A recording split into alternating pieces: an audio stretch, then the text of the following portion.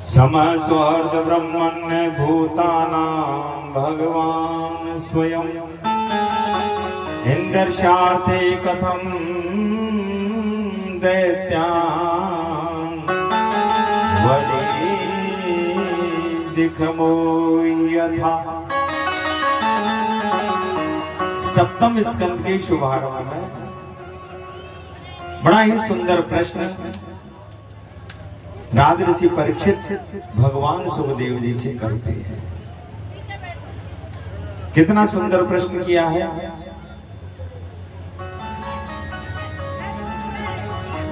सम सुहृद ब्रह्मन भगवान भूतानां भगवान स्वयं। हे प्रभु, सारे संसार को भगवान बनाते हैं, दैत्यों को भी भगवान, देवताओं को भी भगवान बनाते हैं, मानवों को भी भगवान के द्वारा ही। प्रिय भगवान भेदभाव क्यों करते हैं? बोले राजन, हमने तो ऐसा नहीं कहा कि भगवान भेदभाव करते। बोले और नहीं तो क्या, दैत्यों को मार दिया, दुष्टों का वध कर दिया, भक्तों का उद्धार कर लिया, देवताओं को बचा लिया। ये भेदभाव नहीं तो क्या है? भाई सभी भगवान के पुत्र हैं तो सभी के साथ समभाव होना चाहिए। भगवान का सम स्वर्ग ब्रह्म, सबसे समान भाव ठाकुर जी का होना चाहिए। बोले राजन, हमने ऐसा नहीं कहा, हमारे भाव को समझिए।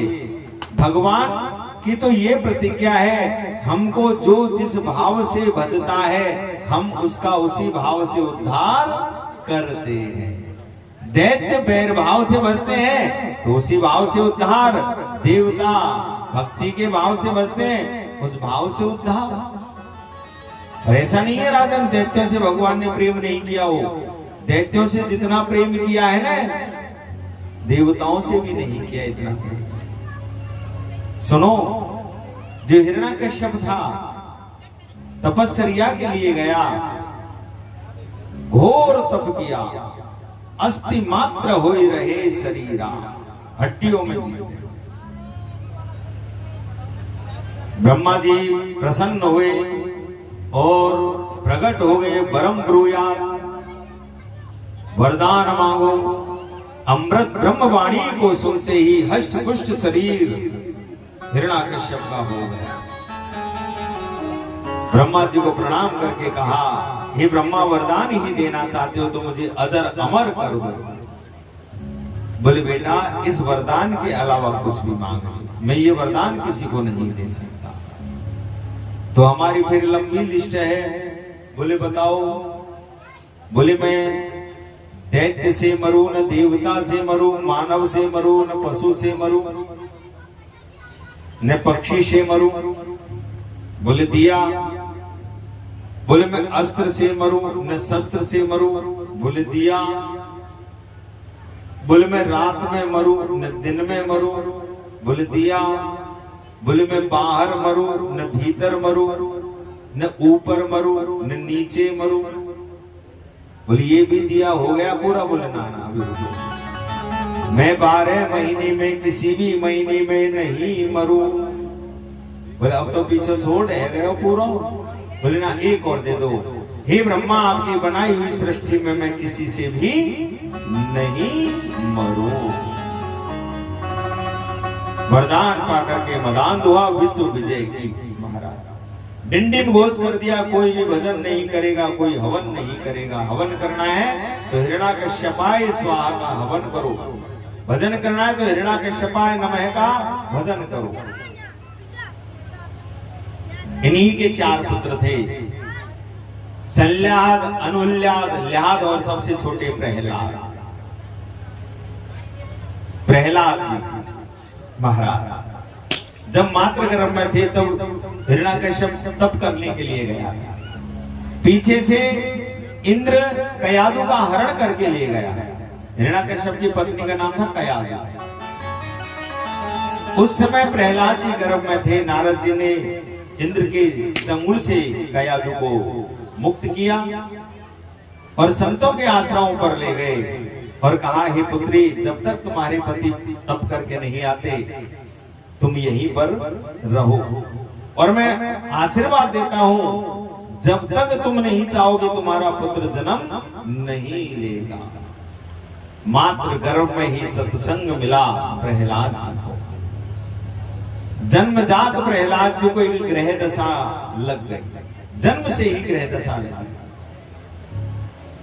ग्रह दशा लगती है ना, शनि की, राहु की, केतु की, बृहस्पति की, ये 4 ही दशा लगा। जन्मजात एक ग्रह से ग्रसित हो गए प्रहलाद जी। कौन से ग्रह से? भगवान सुखदेव उस ग्रह का नाम बताते हैं। कृष्ण ग्रह ग्रहीतात्मा नैवेदे जगदीदृशम। आज श्री कृष्ण को भी ग्रह बताना पड़ा श्री सुखदेव जी महाराज को। कृष्ण रूपी ग्रह से ग्रसित हो गए, प्रभु के नाम रूप से ग्रसित हो गए। ये ग्रह दशा किसी को लग जाती है तो उसकी क्या स्थिति होती है?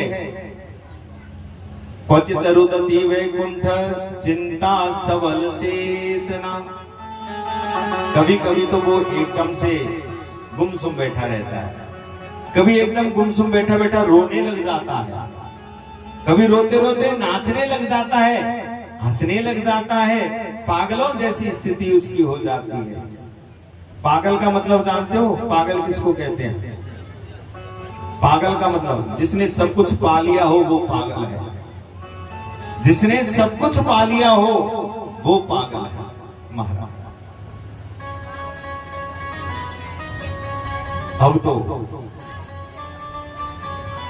प्रहलाद जी जब बड़े हुए, कुछ शुक्राचार्य जी के पुत्र संड और अर्मक, संडार्मक पढ़ाने के लिए पाठशाला में भेजा और हिरण्याकश्यप ने कहा कि देखिए इनको दैत्य नीति ही सिखाना, बालक को दैत्य नीति ही सिखाना। अब महाराज सरकार, अध्यापक तो वही पढ़ाएगा जो सरकार नियम निश्चित करेगी।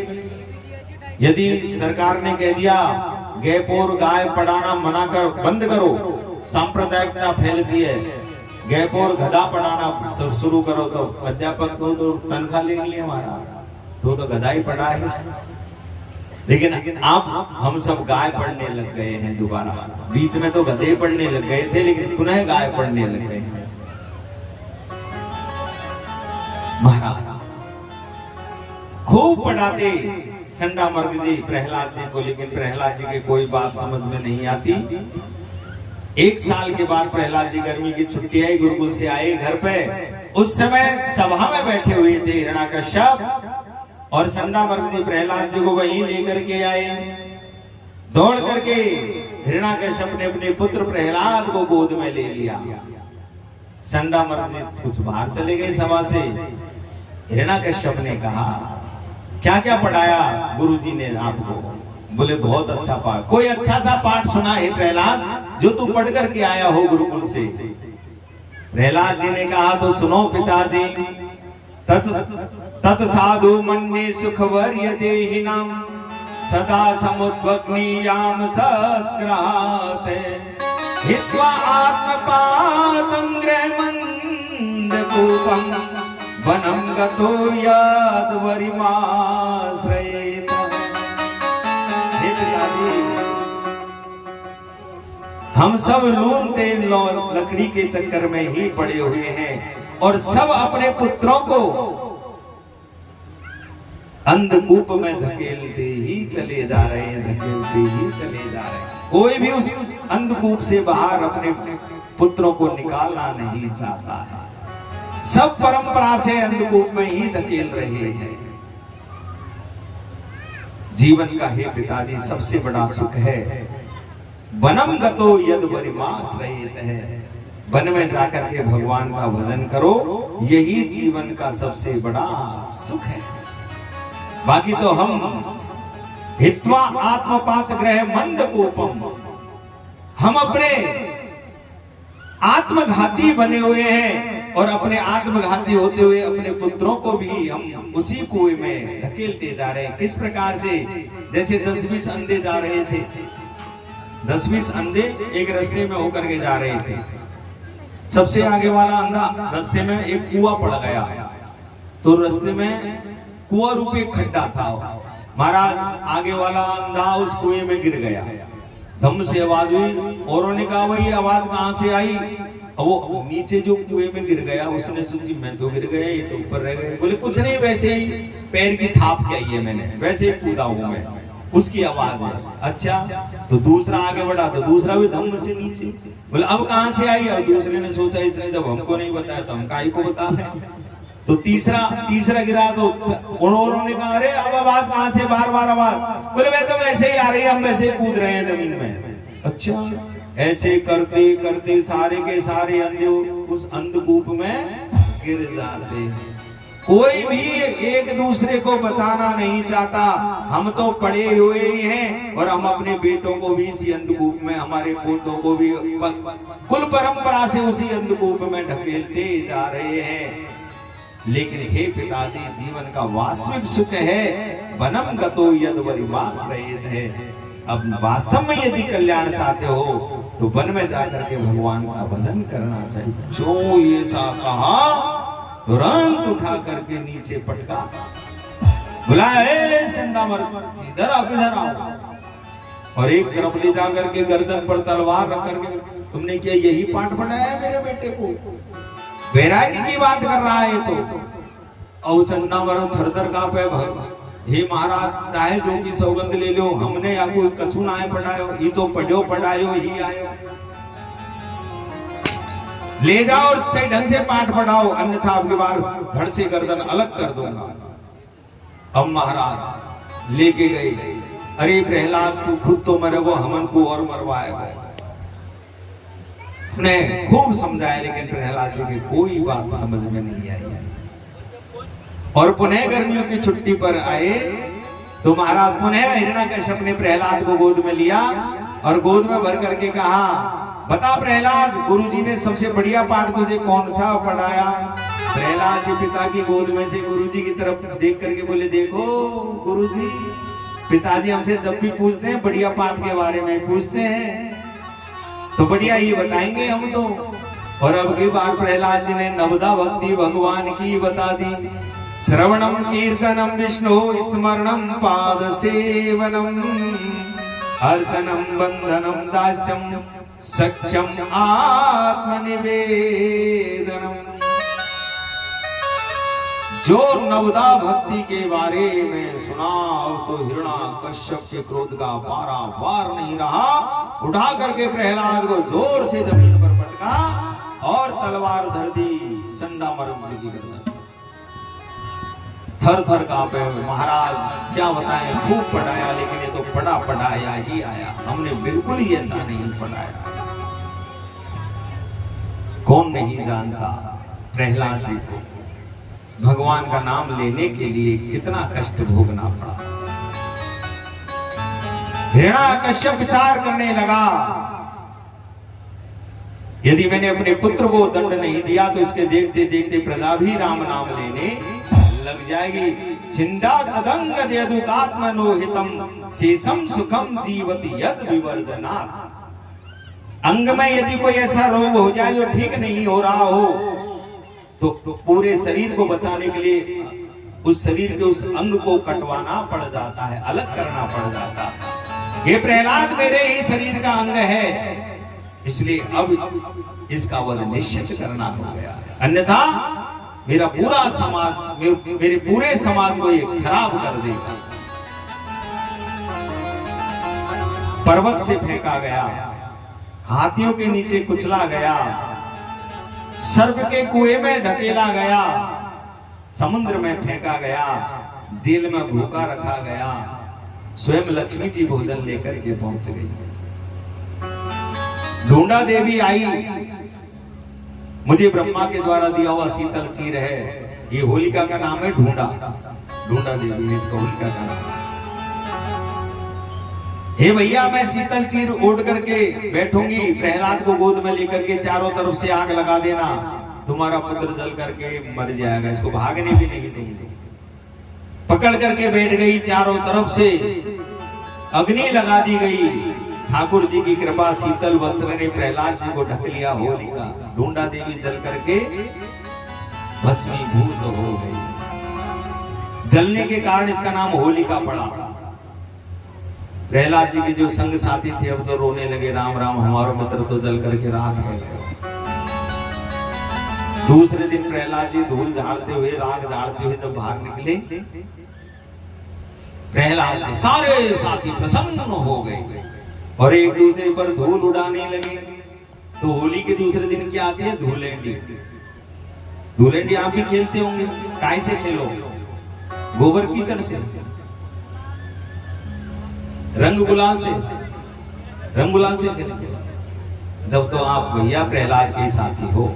यदि गोबर कीचड़ से खेलते हो तो आप हिरण्यकश्यप के साथी। बोलो राधे राधे। रंग और गुलाल से ही खेलनी चाहिए। महाराज प्रहलाद जी मारे नहीं मर रहे हैं। हिरण्यकश्यप बड़ा दुखी। एक दिन चंडामर्क जी आए और कहा, हे राजन, एक बार मौका और दो हमको, हम सुधारेंगे प्रहलाद, ले जाओ। ले गए, खूब समझाया, नहीं माने तो हाथ पैर बांध करके प्रहलाद के पाठशाला में पटक दिया। एक दिन गुरुजी तो गए बाजार में, प्रहलाद जी को मौका मिला और सभी को बुला करके कहने लगे, आओ आओ, ये मेरे साथियों खेल खेलते हैं। बोले कौन सा? बोले आंख मिचौनी का खेल। बोले ये भी कोई बड़ा खेलेंगे? जिसको तो रोज ही खेलते हैं। बोले रोज खेलते तो हैं हे मित्रों, लेकिन इसके भाव को हम आज तक नहीं जान पाए। कौमार आचरुत प्राज्ञो धर्मान भागवती दानिह दुर्लभम मानुषम जन्म तदप्ये ध्रुव मदार्थम। ये मनुष्य जन्म अति दुर्लभ है और जीवात्मा और परमात्मा के मध्य आंख मिचौनी का खेल नित्य खेला जा रहा, नित्य खेला जा रहा। हे सत, एक बार जीवात्मा और परमात्मा में बहस हुई। खेल खेले ऐसे रहते हैं तो कौन सा? बोला आंख मिचौनी का खेल खेले। हे प्रभु, बोले ठीक है, तो पहले तुम छुप जाओ, हम तुम्हें ढूंढ लेते हैं। भगवान ने कहा तो ठीक है, छुप जाओ। जीवात्मा छुपा। संसार जब प्रलय काल में डूबा तो सारे जीव भगवान के उदर में जाकर के छुप जाते हैं, उदरस्त हो जाते हैं। समय पाकर के भगवान ने एक एक को ढूंढ करके कर्मों के अनुसार उनको संसार में पुनः जन्म दे दिया। भगवान ने कहा, देखो तुम छुपे, हमने तुम्हारे कर्मों के अनुसार एक एक को ढूंढ ढूंढ करके तुम्हें इस संसार में भेज दिया। अब इसी संसार के कण कण में हम छुपे हुए हैं, अब हमको ढूंढ करके बताओ। विष्णु का मतलब वेवेष्टि व्यापनोति सकलम जगत इति ही विष्णु। जो जगत के कण कण में व्याप्त रहे उसी का नाम विष्णु है। अब हमको ढूंढ करके बताओ। और हम सब उस परमात्मा को ढूंढ रहे हैं लेकिन मिल नहीं रहा है वो परमात्मा।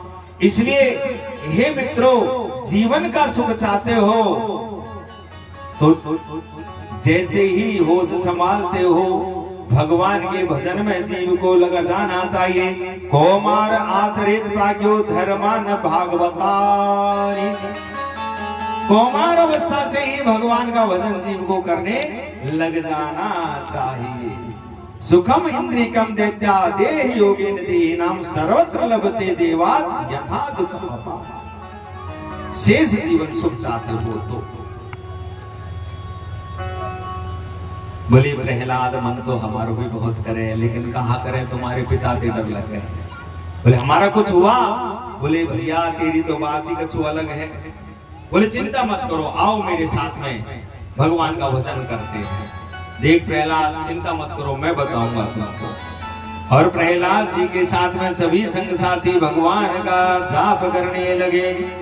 श्रीमन नारायण नारायण नारायण, श्रीमन नारायण नारायण नारायण, श्रीमन नारायण नारायण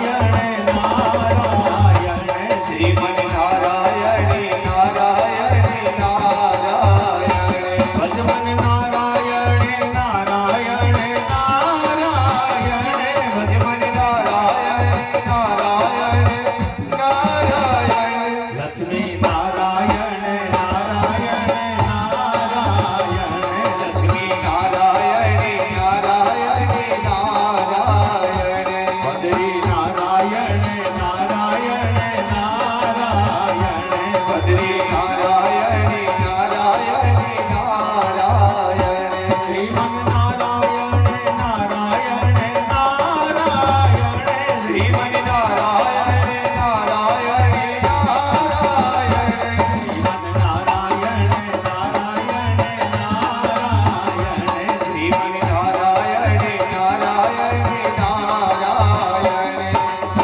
प्रहलाद जी गा रहे थे कि उसी समय चंदा मर्ग जी आ गए। राम राम, पहले तो अकेला प्रहलाद पूरी कक्षा को लगा दिया, दौड़े दौड़ गए।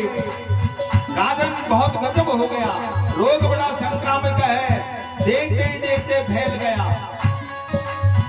सैनिकों को भेजा, प्रहलाद को पकड़ करके ले आओ। सैनिकों ने आकर के प्रहलाद जी को पकड़ा, करंट लग गया। सैनिक भी गाने लगे, गोविंद मेरो है गोपाल मेरो है, गोविंद मेरो है गोपाल मेरो है, गोविंद मेरो है गोपाल मेरो है, गोविंद मेरो है गोपाल मेरो है। श्री बाके बिहारी नंदलाल मेरो है, श्री बाके बिहारी नंदलाल मेरो है, श्री बाके बिहारी नंदलाल मेरो है, श्री बाके बिहारी नंदलाल मेरो है। गोविंद मेरो है गोपाल मेरो है, गोविंद मेरो है गोपाल मेरो है। या गिरवर को उठैया गिरधारी मेरो है, या गिरवर को उठैया गिरधारी मेरो है।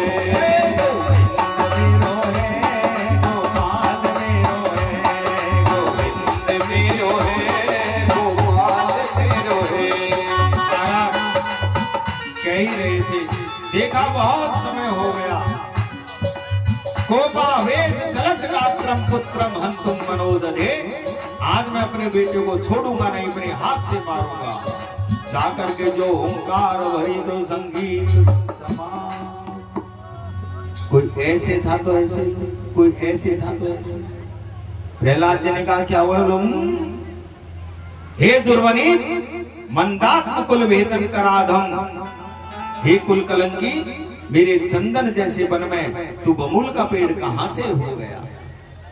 देखिए, अपने वंश को चंदन का वन, और प्रहलाद जी जो भगवान का भजन करते हैं बबूल का पेड़। यही नीति है दैत्यों की, यही नीति है। अब तो महाराज पकड़ करके ले और कहने लगा, हे प्रहलाद, मुझे तो ब्रह्मा के वरदानों का बल है, लेकिन तू मुझे मेरे बल को किसके बल पर चुनौती दे रहा है? प्रहलाद जी के नेत्र सजल हो गए और प्रहलाद जी कहने लगे,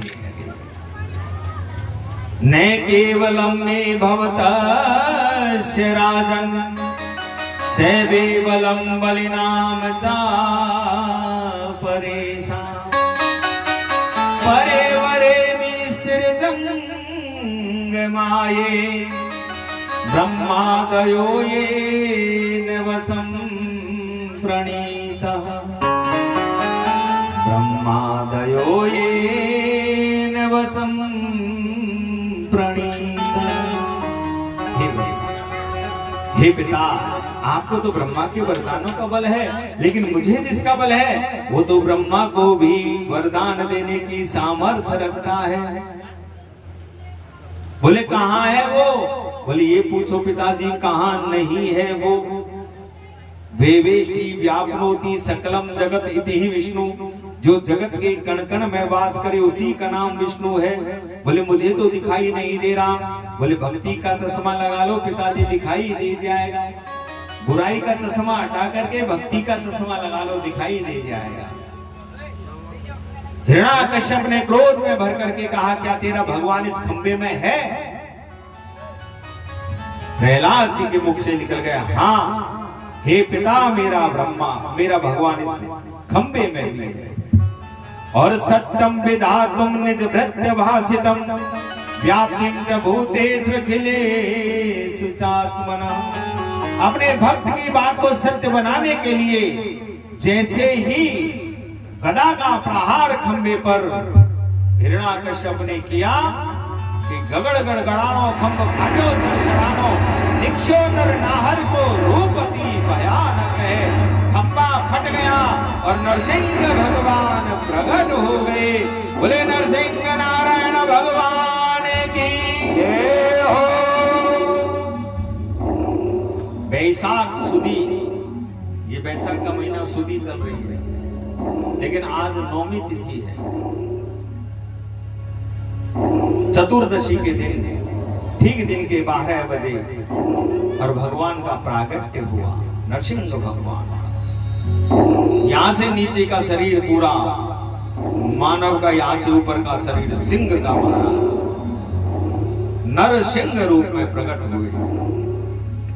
जो हुंकार भरी नरसिंह भगवान ने, हिरण्याकश्यप तो जमीन पर गिर गया, लेकिन फिर संभल करके खड़ा हुआ, मुझे तो मार नहीं सकते। और आज भगवान नरसिंह हिरण्याकश्यप से युद्ध करते हैं। किस प्रकार युद्ध करते हैं? भगवान सुखदेव कहते हैं जैसे गरुड़ जी भगवान छोटे मोटे सर्पों से खेलते हैं, उस प्रकार भगवान नरसिंह आज हिरण्याकश्यप से युद्ध कर रहे हैं। युद्ध करते करते संध्या की बेला भई। देवताओं ने कहा हे भगवान अब संध्या हो गई है। जो आकाश में दहाड़ लगाई देवता भाग गए। पहले तो वरदान दे देते और अब घबराते हो। हिरण्याकश्यप को पकड़ा जकड़ा और महल की दहलीज पर लाकर के अपनी जंगाओं पर पटका।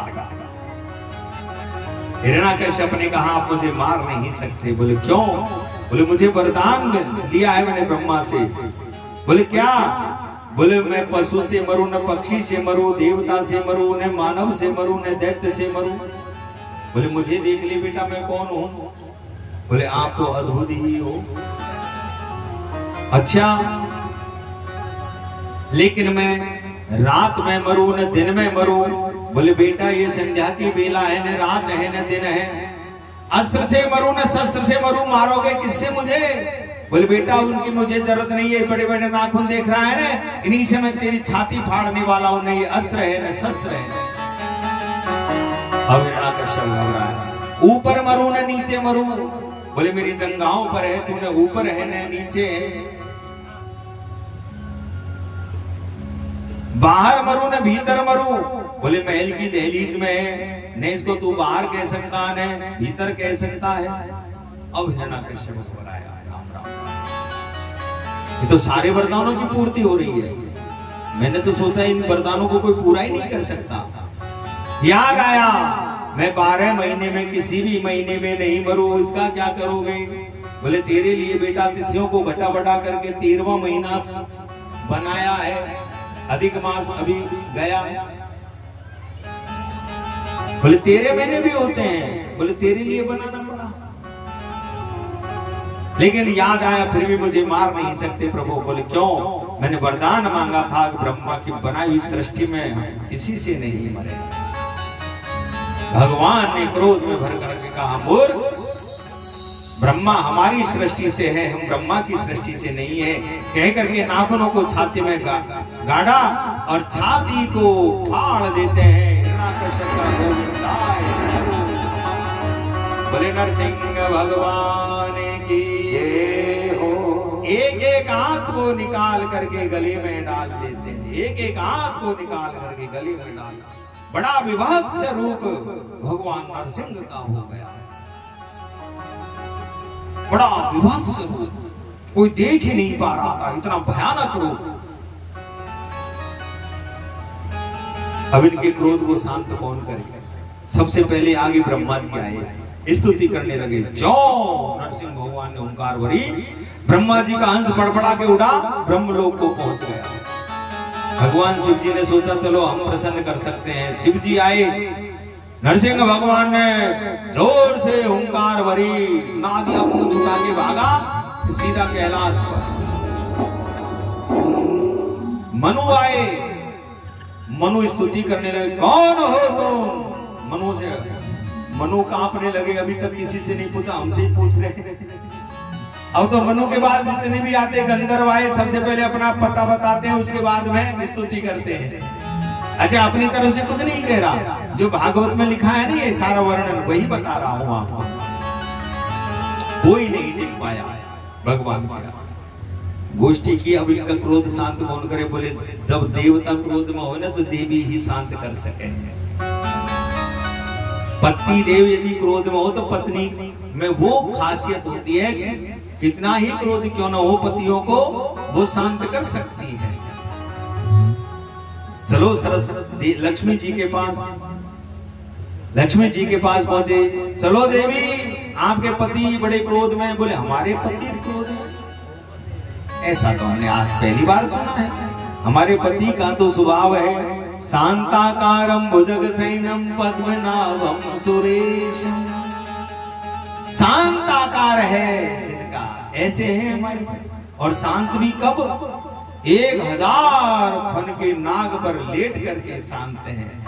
आपके घर में कोई एक फनवारो भी आ जाए ना, तो जब तक निकर ना आ जाए शांत ना बैठ सको महाराज। और मान लो घर में वह गायब ही हो जाए तो शायद बाद में तो घर में भीतर सोओगे भी नहीं। और भगवान शांत कब है? 1000 फन वाले नाग पर लेट करके शांत है। और आप कह रहे हो क्रोध में? बोले चल करके देख लो। सोने की थारी सजाई आरती की और क्षमा छम करती हुई जब लक्ष्मी मैया पहुंची नरसिंह भगवान के सामने, पैरों से आरती घुमा करके जो मुखमंडल पर आरती घुमाई, नरसिंह भगवान ने दहाड़ लगाई, तो थाड़ी को फेंकी भगवान के ऊपर, दैया मैया करके भागी। दूसरी सांस तो वैकुंठ में ही जाकर के ले ली। अब इनके क्रोध को शांत कौन करे? तब ब्रह्मा जी ने कहा जिस भक्त के लिए भगवान आए हैं वही भक्त इनके क्रोध को शांत कर सकता है। प्रहलाद जी को आगे कर दिया। प्रहलाद जी ने भगवान की तरफ देखा ही नहीं, साष्टांग प्रणिपात हो गए।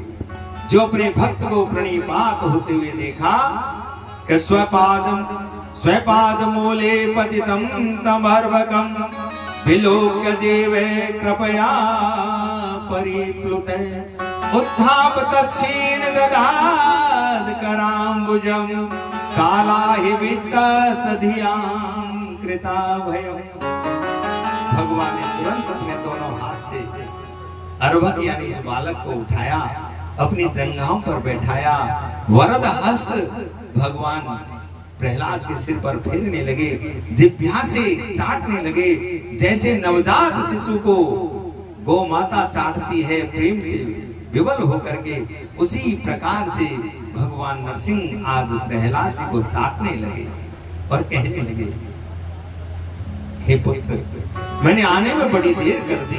पहली बार संसार में ऐसा बना है किसी ने मेरा नाम लिया हो और उसको इतना कष्ट उठाना पड़ा हो। पहली बार ऐसा बना है, मेरे अपराध को क्षमा करना। देवताओं के होश उड़ गए। भगवान आप क्षमा प्रार्थना कर रहे हैं, लेकिन हे प्रहलाद, देखो हमारे सामने कोई टिक नहीं पाया। न ब्रह्मा, न देवता, न ऋषि, न गंधर्व, न किन्नर, कोई नहीं टिक पाया। जाने दो इनको, हमारी पत्नी ही नहीं टिक पाई, तुमको हमसे डर नहीं लगता?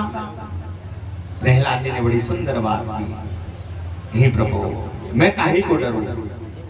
प्रभु सुनो, एक वनराज सिंह होता है, नींद से जब जागता है तो दहाड़ लगाता है, बड़े बड़े हाथी पलायन कर जाते हैं। लेकिन उसी वनराज सिंह का एक नन्हा सा शिशु होता है, वो भागता है, वो तो उछल करके अपने पिता की पीठ पर और बैठ जाता है।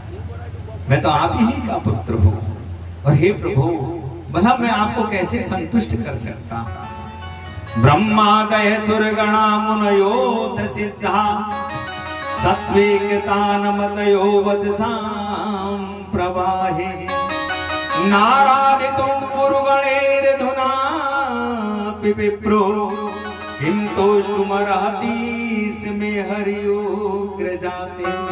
हे प्रभु, मेरा तो उग्र जाति दैत्य कुल में मेरा तो जन्म है। ब्रह्मादिक देवता धारा प्रभाव आपकी स्तुति करते रहे, लेकिन आप किसी पर प्रसन्न नहीं हुए। भला मैं आपको कैसे प्रसन्न कर सकता हूं? लेकिन एक बात तो मुझे कहनी पड़ेगी प्रभु, जो कृपा आपने इस दैत्य पुत्र के ऊपर की है, मुझे नहीं लगता कभी आप ही के सगे बेटा है ब्रह्मा। भगवान के सगे बेटा तो ब्रह्मा ही है। वैसे तो हम सभी भगवान के पुत्र हैं, लेकिन वास्तव में लौकिक धर्म से देखें, पौराणिक हिसाब से देखें तो ब्रह्मा को ही बनाया भगवान ने, बाकी ब्रह्मा ने फिर सबको बनाया। आपके सगे बेटा है ब्रह्मा। कभी ब्रह्मा को गोद में बैठाया, कभी हाथ फेरा, जाने दो ब्रह्मा को। लक्ष्मी जो है निशा के चरण दबाती रहती है, आपकी पत्नी, कभी उनको गोद में बैठाया, कभी सिर पर हाथ फेरा। ने ब्राह्मणों न तो भवस्य ने वीर माया जन्मीर पिते सिर पद्म करे प्रसाद। जो आज आपने हाथ रूपी प्रसाद हमारे सिर के ऊपर रखा है, ने कभी आपने ब्रह्मा के ऊपर वो प्रसाद उड़ेला, ने अपनी पत्नी लक्ष्मी के ऊपर वो प्रसाद उड़ेला। जो कृपा आपने इस दैत्य पुत्र के ऊपर की है, वो कृपा आपने आज तक किसी के ऊपर नहीं की। भगवान बड़े प्रसन्न हुए और कहा, प्रहलाद वरदान मांगो, क्या चाहिए। 43 श्लोक की स्तुति है, लंबी स्तुति है, प्रहलाद जी के द्वारा की हुई, बहुत अच्छी स्तुति है। बोले प्रभु, जैसे ही भगवान ने वरदान मांगने के लिए कहा, माम माम प्रलोभ है। हे प्रभु, ये क्या कर रहे हो, प्रलोभ दे रहे हो, ने से भ्रत से बड़ी का है। यदि हमने आपकी भक्ति की और उसके बदले मांग लिए, ये तो व्यापार हो गया। वो भक्ति नहीं हुई, वो तो व्यापार हो गया, आदान प्रदान हो गया। वो ने से भ्रत स्पष्ट कहा है, से बड़ी का है, वो तो व्यापार है, वो भक्ति नहीं है। हे प्रभु, ऐसे प्रलोभन में मत डालो। भगवान ने कहा, रे प्रहलाद, एक पिता के कई पुत्र होते हैं और सभी पुत्रों को जब पिता कुछ न कुछ दे देता है अपनी तरफ से, तो पिता को बड़ी संतुष्टि मिलती है।